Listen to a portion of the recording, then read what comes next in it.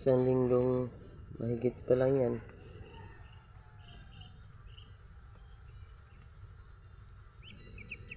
Yan na sila kalaki. Isang linggong mahigit pa lang.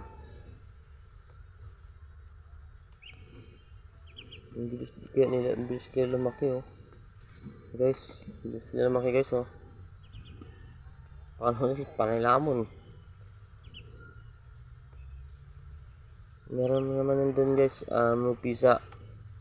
Mga katapusan siguro yun. Pisa naman, 8 piraso din yung itlog. Mahina na kasi mga itlog ang nanay. Una nito guys, yasin guys, namatay ito yung mga kapatid 6 piraso. Kasi hindi na kinulima ng nanay. Pinalmaliman ko sa ibang pato ko. Yun, nabuhay silang 6 oh. Tapos problema. Tinanggalan ko sa balat. Sa kutiba. Para nabuhay sila.